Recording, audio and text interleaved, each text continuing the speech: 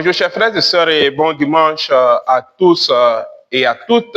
Nous sommes au dernier dimanche du temps de Noël. Nous célébrons la fête du baptême de Jésus, la solennité du baptême de Jésus. Et cette fête est importante dans la vie de l'Église, dans la vie de tout chrétien, car cette fête rappelle à chacun de nous son engagement, son baptême. Oui, chers frères et sœurs, pour la méditation de ce jour, je voudrais que nous puissions porter notre regard sur trois éléments importants. Le premier élément important, pourquoi Jésus se fait-il baptiser? Jésus vient à Jean et demande à se faire baptiser. Mais nous savons que le baptême de Jean est un baptême de conversion. C'est un baptême pour préparer la venue du Seigneur. Mais Jésus n'a pas de péché, alors il n'a pas besoin de conversion. Mais pourquoi vient-il se faire baptiser?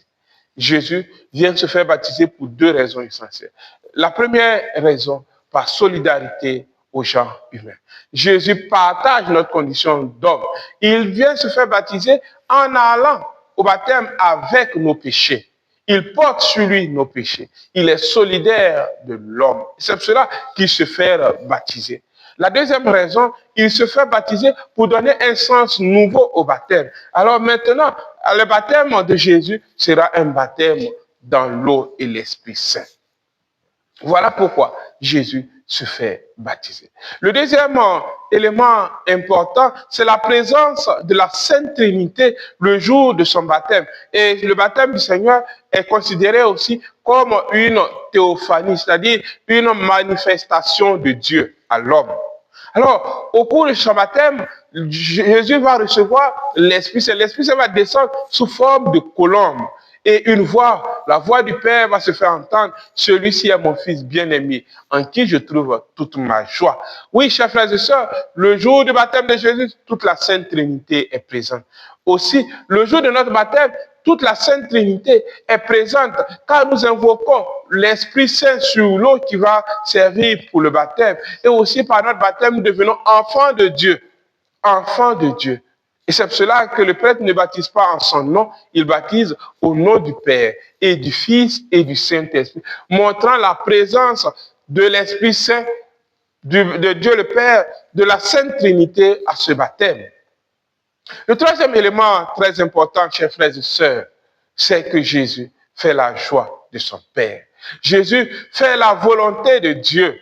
Dans la première lecture, Dieu dit au prophète Isaïe, voici mon serviteur en qui je trouve ma joie. Dans la deuxième lecture, Saint Paul dit, Jésus, après son baptême, a fait le bien, a fait la volonté du Père.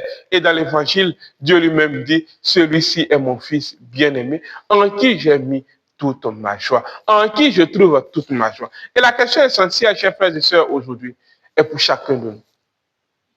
Toi qui me regardes, toi qui m'écoutes. Dieu peut-il dire, voici mon Fils bien-aimé, en qui je trouve toute ma joie. Voici ma fille bien-aimée, en qui je trouve toute ma joie. Est-ce que notre vie chrétienne fait la joie de Dieu? Oui, chers frères et sœurs, il est important, en ce jour du baptême de Jésus, de nous rappeler les promesses de notre baptême. Nous avons renoncé à Satan et nous avons dit oui au Seigneur. Mais est-ce que notre vie quotidienne reflète cet engagement du baptême? Chers frères et sœurs, je voudrais continuer ou achever par cette histoire. Un jour, un homme à la recherche de Dieu rencontre des moines et il demande aux moines, est-ce que votre Dieu fait des miracles? Et les moines disent, mais tout dépend de ce que tu comprends par miracle. Certains parlent de miracle quand Dieu fait la volonté des hommes. Nous parlons de miracle quand les hommes font la volonté de Dieu. Oui, chers frères et sœurs, nous qui avons été baptisés, est-ce que nous réalisons ce miracle de faire la volonté de Dieu? Aujourd'hui, nous allons faire un exercice particulier. Chacun va écrire en commentaire de cette vidéo la date de son baptême et si possible le prêtre qui l'a baptisé.